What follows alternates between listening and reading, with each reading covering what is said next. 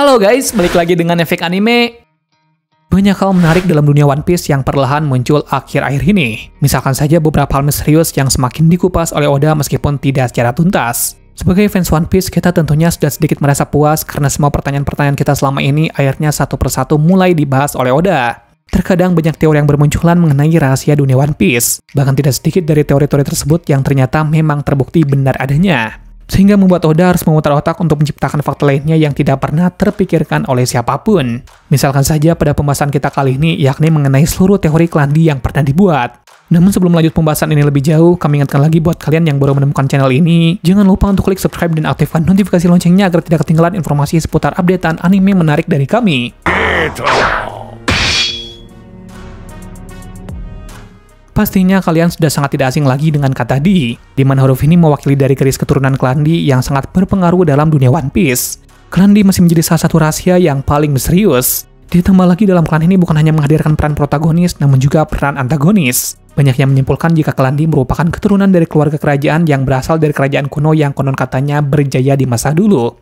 Kita tentunya sudah sering mendengar tekad di yang sangat terkenal. Banyak yang menyimpulkan jika tekad yang dimaksud adalah untuk menciptakan adanya perdamaian. Intinya cara pandang mereka sangat berbeda, namun tujuannya tetap sama, yakni menciptakan perdamaian yang sesungguhnya. Kita bisa melihat contohnya bagaimana Luffy yang memilih jalannya untuk menjadi bajak laut untuk bisa menciptakan perdamaian berdasarkan versinya. Dan hal ini sama halnya dengan yang dilakukan oleh Roger ketika dirinya masih hidup. Namun sayangnya Roger harus mati karena dianggap sebagai musuh pemerintah dunia yang saat ini tengah memimpin dunia One Piece. Selain itu, ayah Luffy yakni Draken juga memiliki keinginan yang sama, yakni untuk menegakkan keadilan berdasarkan versinya, sehingga ia lebih memilih jalan untuk menjadi pasukan revolusioner. Selanjutnya ada Garp yang juga ingin menegakkan keadilan dengan menjadi angkatan laut di bawah naungan pemerintah dunia saat ini. Namun banyak yang berspekulasi jika ada kemungkinan Garp akan membelot dari pemerintah dunia dan lebih berpihak kepada Luffy dan Draken pada akhirnya nanti. Hal ini sudah bisa ditebak karena Garp akan segera menyadari bagaimana bobroknya sistem pemerintahan saat ini di bawah naungan pemerintah dunia. Tidak hanya Garp saja, kemungkinan rekan-rekan Garp di Angkatan Laut juga akan melakukan hal yang sama. Namun tidak semua Klandi memiliki tujuan yang sama, yakni untuk menciptakan perdamaian dan keadilan. Mungkin saja tujuan mereka sama, namun caranya dan pemikirannya yang berbeda, sehingga membuat mereka menjadi antagonis yang kejam. Misalkan saja Rox Disebek dan juga Marshall the Teach alias Blackbeard. Ada yang menyimpulkan jika keduanya memiliki hubungan karena sama-sama berasal dari klan yang sama. Namun ada juga yang menyimpulkan jika Blackbeard hanya ingin meniru semua apa yang ada pada Rox di masa lalu. Sehingga sebisa mungkin Blackbeard menyamai Rox yang bisa jadi semua hanya kebetulan saja. Misalkan mulai dari nama kapal, sistem bajak lautnya, hingga markas tempatnya saat ini yang dulu juga menjadi markas dari bajak laut Rox. Banyak teori yang menyebutkan jika mereka adalah garis keturunan Di yang dulunya juga merupakan anggota kerajaan, namun mereka terlibat dalam suatu pengkhianatan yang menyebabkan kerajaan Di akhirnya hancur. Pernah dikatakan jika 800 tahun yang lalu, kerajaan Di merupakan kerajaan paling besar di antara kerajaan lainnya yang ada di dunia One Piece. Sehingga pernah terjadi suatu perdebatan untuk membentuk pemerintah dunia seperti saat ini. Namun kerajaan Di menolak dengan putusan tersebut dan menentang diciptakannya pemerintah dunia. Sehingga terjadi perbedaan pendapat yang membuat semuanya menjadi terpisah menjadi dua kubu. Kubu pertama merupakan 20 negara yang menyetujui pembentukan pemerintah dunia, dan kubu kedua terdiri dari kerajaan Di yang menolak hal tersebut. Joiboy yang merupakan garis keturunan Di merupakan raja dari kerajaan kuno yang besar itu, sehingga dirinya menjadi orang pertama yang berjuang untuk mempertahankan kerajaannya.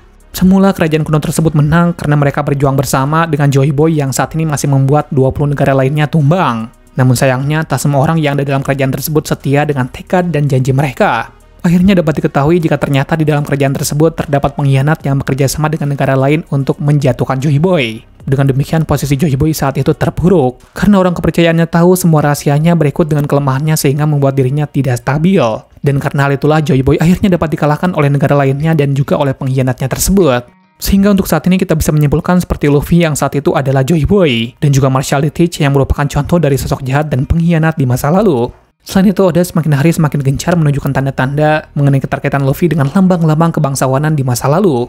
Ditambah lagi Luffy yang saat ini sudah bisa mengaktifkan mode Gear 5-nya merupakan gambaran dari Dewa Nika yang sangat dipuja oleh seluruh dunia One Piece. Sepertinya Oda sengaja menciptakan rangkaian karakter penting dalam dunia One Piece mengikuti alur tata surya yang ada di dunia ini.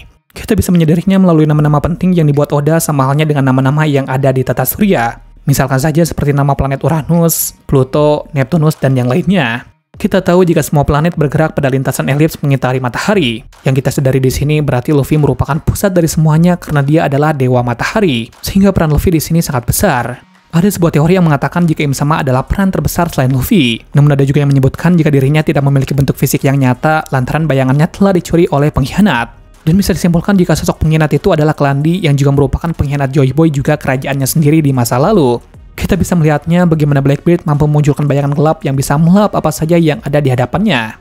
Ada juga teori lainnya yang menyebutkan jika Luffy dan Vivi adalah pengganti Joy Boy dan juga Ratu Kerajaan kuno Nefertari di Lily 800 tahun yang lalu. Keduanya juga adalah Will of the dan memiliki tekad yang sama. Mereka memiliki beberapa kesamaan yang juga adalah merupakan pemimpin yang jujur. Mereka juga sama-sama membenci pemerintah dunia dan juga Tenryubito yang telah menindas banyak sekali orang lemah serta menyiksa banyak budak. Keduanya adalah bayangan Joy Boy dan Lily di masa lalu yang turut memperjuangkan keadilan. Namun sayangnya bagaimanapun upaya mereka tetap gagal. Sehingga mereka kemudian meninggalkan beberapa pesan yang bisa disampaikan oleh garis keturunannya dari tahun ke tahun. Sementara itu, ada juga pernah menyatakan jika semua anggota dari Klan Lee sering menimbulkan masalah dan berakhir menjadi musuh mereka. Karena setiap orang dari Klan Lee akan membawa sesuatu yang dikenal dengan Will of the yang membuat mereka hampir memiliki sifat yang sama dan unik. Meski belum jelas mengenai apa sebenarnya makna dari Will of the yang sempat juga ditanyakan oleh Raja Cobra sebelum dirinya akhirnya dibunuh oleh Im Sama sebelum tahu apa jawabannya. Namun banyak yang menyimpulkan jika Di dalam teorinya dikatakan sebagai keturunan langsung dari Joy Boy, sehingga suatu saat arti dari tekad Di akan segera diungkap oleh Oda. Sehingga tidak heran jika untuk saat ini orang-orang yang merupakan Klan Lee melakukan hal yang sama dengan apa yang pernah dilakukan oleh Joy Boy di masa lalu, yakni menantang pemerintah dunia. Hal ini pernah dilakukan Luffy, Marshall the Teach, dan juga Rock the Sebek. Tanya itu, Garp juga yang merupakan Klan Lee meskipun dia adalah seorang angkatan laut namun dirinya sangat membenci kaum naga langit. Karena itulah ada kemungkinan jika suatu saat nanti Garp akan berpaling dari pemerintah dunia dan bergabung dengan Luffy atau Dragon.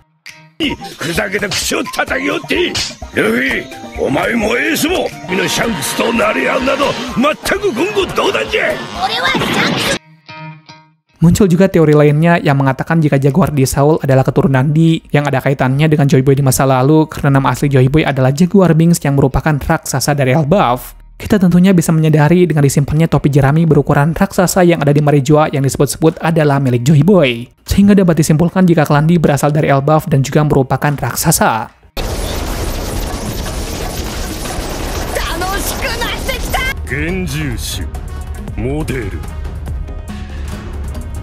Well, itulah beberapa teori menarik mengenai Klan Lee yang pernah ada. Meskipun masih hanya sebatas teori semata, namun sudah cukup memuaskan hati para fans yang terus bertanya-tanya mengenai apa itu Di yang sebenarnya. Mungkin kalian memiliki teori unik lainnya yang tidak kami sebutkan? Jika ada, boleh tulis di kolom komentar. Terima kasih sudah menonton video ini dan sampai jumpa di video selanjutnya.